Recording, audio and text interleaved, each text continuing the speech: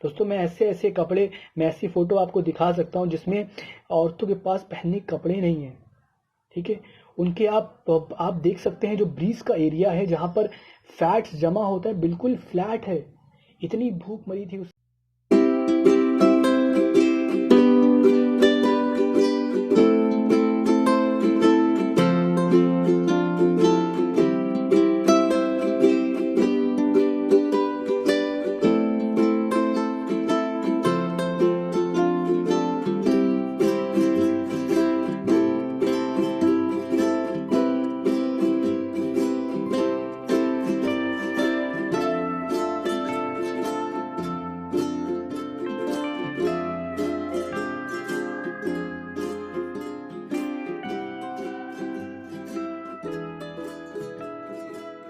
शासन प्रणाली।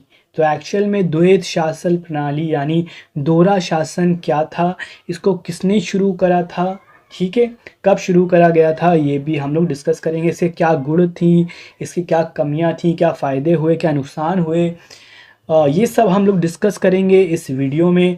तो सबसे पहले जानते हैं दोस्तों, ये जो भोला भाला सा जीव हमारे सामने खड़ा है ये कौन है। दोस्तों यही है जिन्होंने द्वैत शासन को की पॉलिसी को बनाया, दोहरे शासन की पॉलिसी को बनाया। और ये है दोस्तों रॉबर्ट क्लाइव। ठीक है, ये है दोस्तों कौन, महान रॉबर्ट क्लाइव। जब आप जाएंगे लंदन में तो आपको इनको बड़ा सा पुतला मिलेगा। ठीक है, तो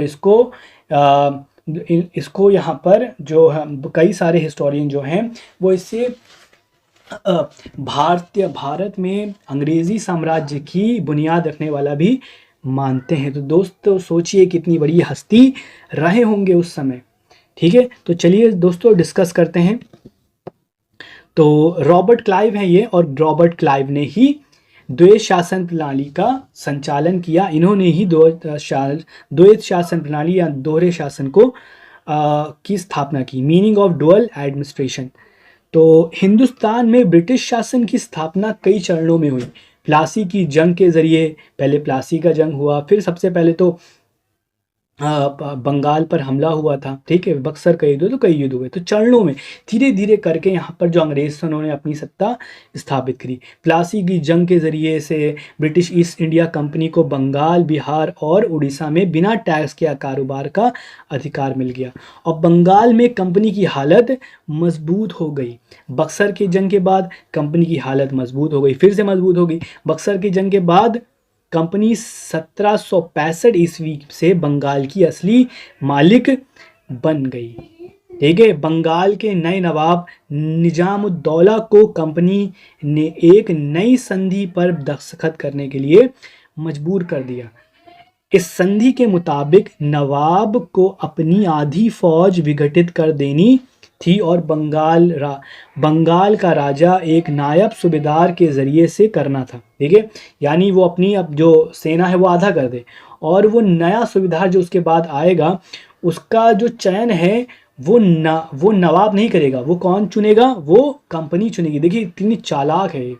धीरे धीरे करके जितनी भी शक्तियां हैं वो अपनी तरफ वो घटा रही है, जो उसके नवाब है उनकी कम कर रही है, अपनी शक्तियों को बढ़ा रही है। ठीक है, और अफसोस की बात है जो हमारे राजा हैं वो धीरे धीरे करके उसको मान भी रहे हैं, मजबूर कर दिए हैं। भैया क्या कर सकते हैं। जब आदमी ऐसी चीज़ों में लुप्त हो जाता है, जिसको जो गद्दी है इतना ज़्यादा मोह हो जाता है, तो ऐसी हालत होना लाजमी है। ठीक है, तो गद्दी का इतना ज़्यादा मोह नहीं होना चाहिए। तो पहला कानून ये बनाया कि पहले तो तुम अपनी जो सेना है उसका आधा करो, और दूसरा कानून उन्होंने ये बनाया, उससे संधि करी और उनके हस्ताक्षर करवाए कि जब दूसरा नवाब होगा तुम नहीं चुनोगे, हम लोग चुनेंगे। अब जाहिर सी बात है ये उसी को चुनेंगे जो उनकी तरफ उनकी जवाबदेही रखता होगा, जो अंग्रेज़ी शासन की तरफ जवाबदेही रखता होगा, ना कि भारतीय जनता की तरफ, और जिसे कंपनी की इजाज़त के बिना हटाया नहीं जा सकता। और यहाँ तक कि आप बिना कंपनी की इजाज़त के बिना उस नवाब को हटा भी नहीं सकते। तो इनडायरेक्टली यहाँ पर शासन किसके हाथों में हुआ, अंग्रेज़ों के हाथों में।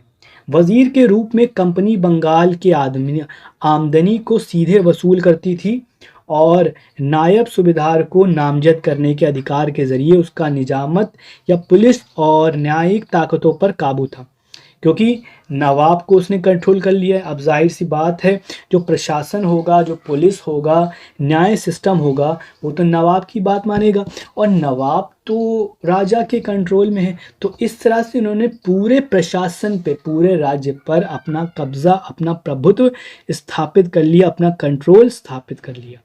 1765 ईस्वी से 1772 ईस्वी तक ईस्ट इंडिया कंपनी और बंगाल का नवाब दोनों मिलकर बंगाल के शासन का संचालन करते थे। अब क्या हुआ, अब दोनों मिलकर, अब जो शासन था दोनों कर रहे थे। आधा शासन किसके हाथों में था, नवाब के हाथों में, और आधा शासन अंग्रेजों के शासन में था। ठीक है, तो इस शासन को ही दोस्तों कहते हैं द्वैध शासन या दोहरा शासन, यानी ऐसा शासन जो दो लोगों से के द्वारा चलाया जा रहा हो। ओके, जो दो लोगों के जरिए कंडक्ट करा जाता हो, तो इस मारे इसको दोहरा शासन या द्वैध शासन कहा गया। मगर वास्तव में, रियलिटी में जो शासन था वो सिर्फ था वो अंग्रेज़ों का था, क्योंकि जो नवाब थे वो तो उसके का कंट्रोल में थे अंग्रेज़ों के। ठीक है, तो देखने में तो लग रहा था भैया दो लोग चला रहे हैं, मगर वास्तव में रियलिटी में जो राज्य का शासन है वो अंग्रेज़ ही चला रहे थे। तो इसी कारण ये व्यवस्था द्वैध शासन या दोहरी शासन प्रणाली के नाम से जानी जाती है। 1765 ईस्वी में क्लाइव ने इस व्यवस्था को शुरू किया था। याद रखिए दोस्तों, पहला तो इसको द्वैध शासन है वो लॉर्ड क्लाइव ने शुरू करा, और कब शुरू करा, 1765 ईस्वी में क्लाइव ने इस व्यवस्था को शुरू किया था। लेकिन इस व्यवस्था के कारण बंगाल में अगले कुछ सालों में भ्रष्टाचार, अराजकता और खराबी फैल जाने के कारण यहाँ तक कि भुखमरी फैल गई कि लोग मरने लगे, ये सब था। ठीक, खराबी फैल जाने के कारण 1772 ईस्वी में वॉरेन हेस्टिंग ने इसको ख़त्म करा। बाद में क्या हुआ, अब देखा इतनी ज़्यादा भ्रष्टाचार फैल रहा है, लोगों में मौत हो रही है, और राज्य में इतनी ज़्यादा अराजकता फैल रही है, अपराध बढ़ रहे हैं, तो क्या हुआ, फ़ौरन वहाँ के जो बिजनेसमैन थे उन्होंने लॉर्ड क्लाइव को वापस बुला लिया, और फिर किसको भेजा, वॉरेन हेस्टिंग को। यहाँ पे देख सकते हैं ना, जो चपड़ गंजू आपको दिख रहे हैं सामने वाल, इनका आधे बाल गायब हैं, आप देख सकते हैं। तो ये हैं दोस्तों वॉरेन हेस्टिंग। ठीक है, ये कौन है, वॉरेन हेस्टिंग। तो यही है जिन्होंने, वॉरेन हेस्टिंग यहाँ पर जब आए, इन्होंने द्वैध शासन प्रणाली को ख़त्म करा। कब, 1772 ईस्वी में। कब हुई, 1765 ईस्वी में शुरू हुई थी। किसने शुरू करी थी, लॉर्ड क्लाइव ने। ख़त्म किसने करा, वॉरेन हेस्टिंग ने 1772 ईस्वी में इसको ख़त्म कर दिया। अब द्वैध शासन के गुण, चलिए अब देखते हैं द्वैध शासन के क्या गुण थे। अब देखिए खराबी, अब जो गुण होंगे बहुत कम ही होंगे, क्योंकि खराब थी तभी तो रुकी गई, अच्छी होती तो क्यों रुकते। द्वैध शासन व्यवस्था में बहुत सारे गुण कमी थी, बहुत सारी खूबियां थी, बहुत सारी कमियां थी। लेकिन यहाँ पर ये ध्यान रखने की बात है कि इस व्यवस्था से जो भी फायदा था वो सिर्फ कंपनी को था, और जो भी नुकसान था वे सिर्फ बंगाल की आवाम को था। मैंने क्या बताया, जब भी कोई भी गवर्नर आता था वो ऐसे कानून बनाता था, वो ऐसी पॉलिसीज़ बनाता था जिससे कंपनी को फ़ायदा हो। वो कतई ऐसे कानून नहीं बनाता था, उनकी ये नज़र में रखते हुए नहीं बनाता था जिससे आवाम को फ़ायदा हो। वो पहली सोच ये रखता था कि हम ऐसा क्या करें कि किसी तरह कंपनी को ज़्यादा से ज़्यादा फ़ायदा हो, और ब्रिटिश में जो बड़े बड़े बिजनेस हैं वो मुझसे खुश हों और मुझे बड़े बड़े पदों पर रखें।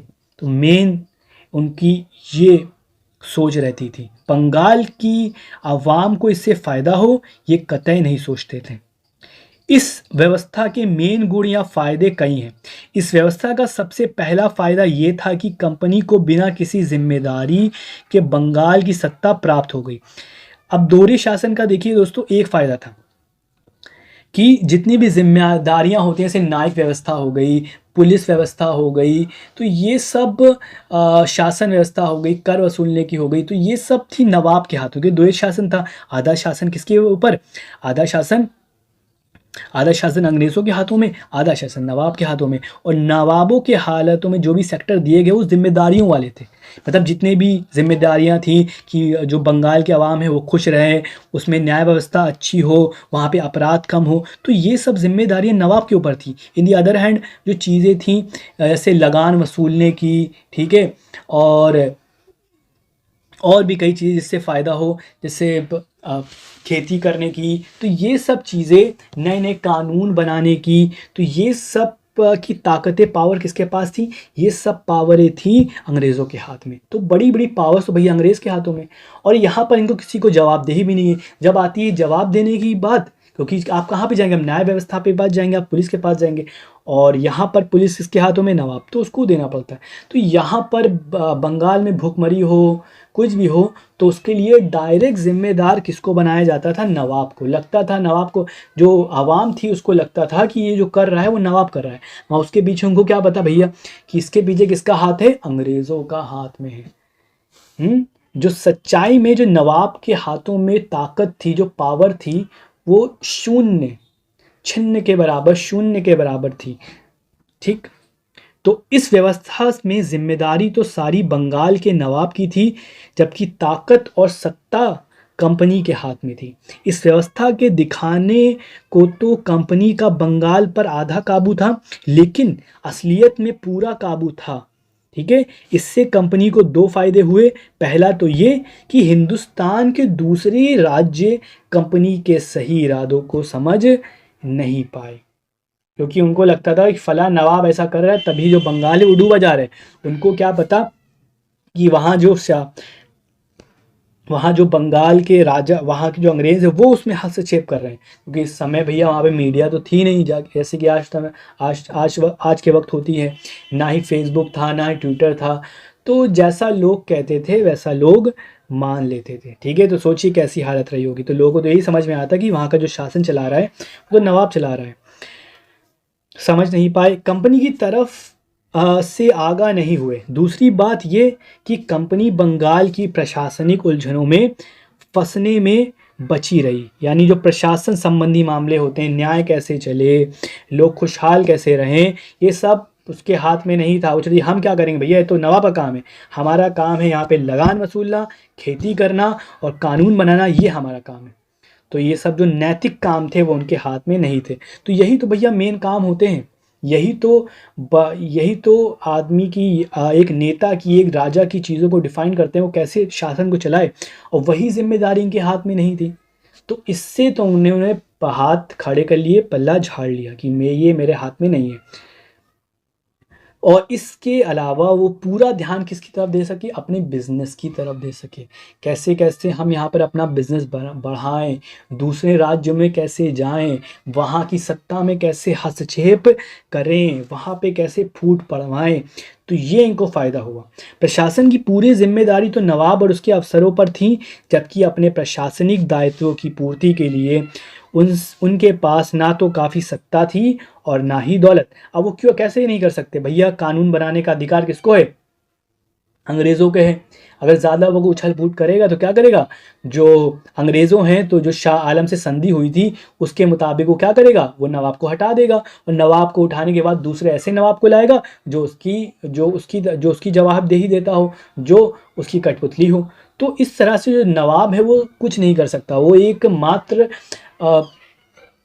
अंग्रेज़ों की कठपुतली था, हिंदुस्तानियों के मत्थे पड़ी जाती थी, जिसकी वजह से प्रशासन में कुछ कमियां आ जाना स्वाभाविक था, जिनकी कमी हिंदुस्तानियों के मत्थे मढ़ी जाती थी। इस तरह बदनामी हुई बंगाल के राजाओं की, और फ़ायदा उठाया अंग्रेज़ी कंपनी ने। द्वैध शासन की कमियां, ये भी तो कमियां ही थी भैया जो ऊपर थी, वो क्या था, वो खूबियाँ कहाँ थी? तो द्वैध शासन की कमियां, डिमेरिट्स ऑफ डुअल एडमिनिस्ट्रेशन।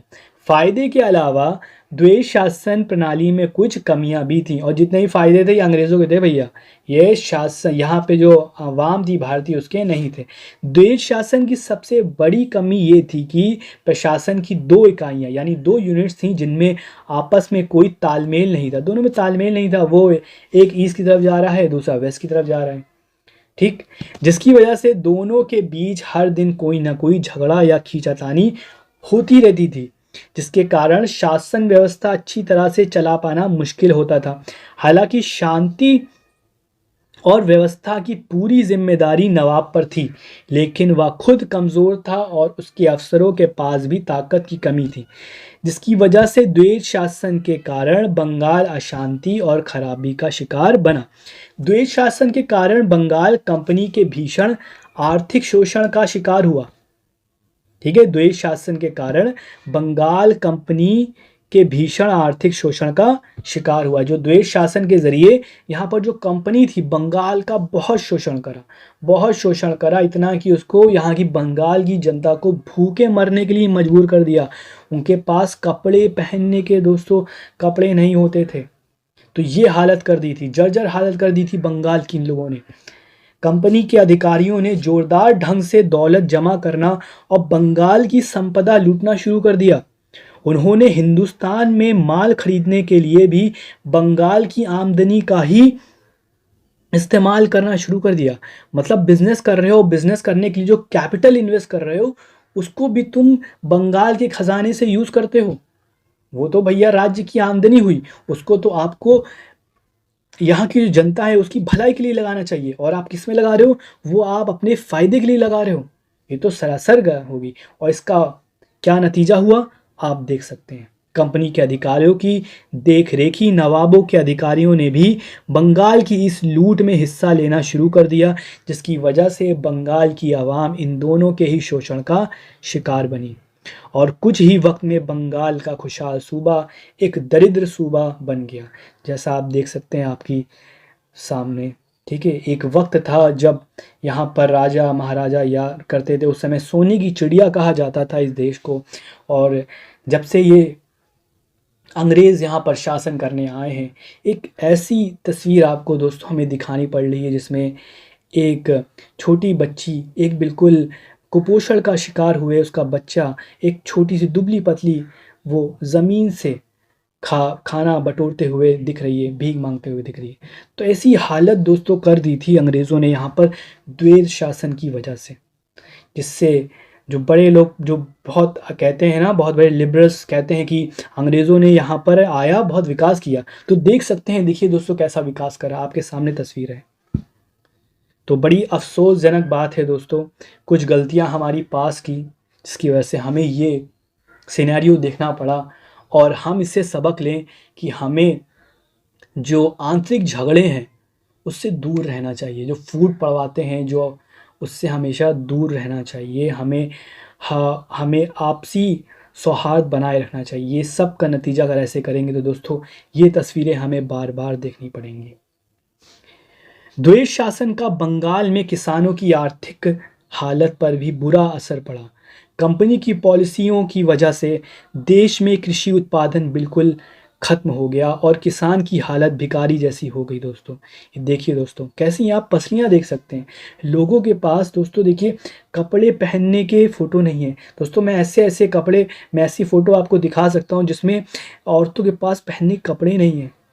ठीक है, उनके आप देख सकते हैं जो ब्रीज का एरिया है जहाँ पर फैट्स जमा होता है बिल्कुल फ्लैट है। इतनी भूख मरी थी उस समय दोस्तों, मगर मैंने वो फ़ोटो लगाना यहाँ पे उचित नहीं समझा।